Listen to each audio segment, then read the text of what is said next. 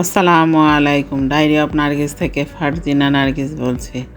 আশা করি সবাই ভালো আছেন। আলহামদুলিল্লাহ আমিও ভালো আছি। আজকে আমি করে দেখাবো কাঁচা আমের শরবত।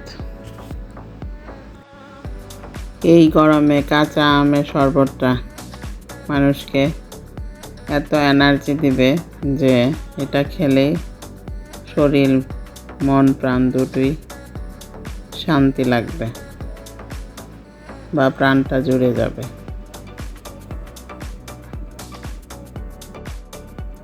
চলুন ভিডিওটা দেখে আসি কিভাবে কাঁচা আমের শরবতটা তৈরি করা যায়।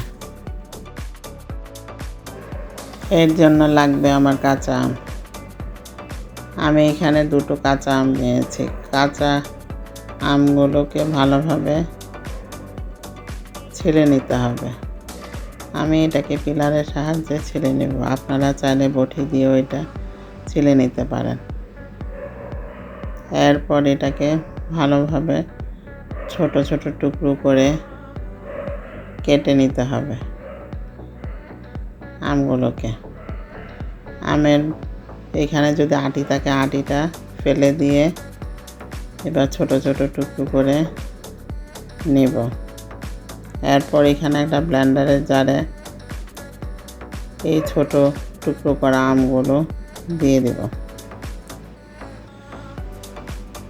আমগুলো দিয়ে দেওয়ার পর এখানে দুটো কাঁচামরিচ যার যার স্বাদ অনুযায়ী, এখানে 1 ইঞ্চি পরিমাণ আদা, স্বাদ মতো লবণ, হাফ চা চামচ জিরা গুঁড়া, চিনি স্বাদ অনুযায়ী। আমি এখানে 6 টেবিল চামচ চিনি দিয়েছি। আপনারা আপনাদের স্বাদ অনুযায়ী চিনিটা বাড়িয়ে কমিয়ে দিতে পারেন। এরপর এখানে হাফ চামচের মতো বিট লবণ আর প্রয়োজন মতো পানি দিয়ে ব্লেন্ডারে ব্লেন্ড করে নেব।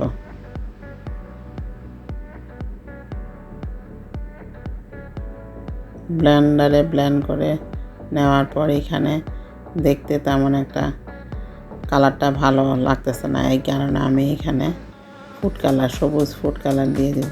এটা অপশনাল, আপনারা চাইলে দিতেও পারেন, না দিলেও চলবে। তবে আমি দেখার সৌন্দর্যের জন্য ফুড কালারটা ব্যবহার করেছি।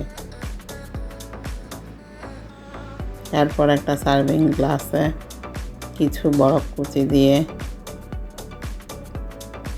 এবার আমের জুসটাকে বা আমের শরবতটাকে দিয়ে দিব। আপনারা যদি বরফ কুচি ব্যবহার করতে না চান তাহলে এটাতে, এই জুসটাতে ঠান্ডা পানীয় ব্যবহার করতে পারেন। যার যার ইচ্ছার উপর নির্ভর করে কে কী ব্যবহার করবেন। তবে গরমে একটু ঠান্ডা পানি দিলে ভালোই লাগে। দেখলেন তো কত সহজে কাঁচা আমের শরবতটা তৈরি করে নিলাম। এতক্ষণ ভিডিওটা দেখার জন্য ধন্যবাদ। সবাই সুস্থ থাকবেন, ভালো থাকবেন। ভিডিওটা ভালো লাগলে আপনারাও ট্রাই করতে পারেন। আল্লাহ হাফেজ।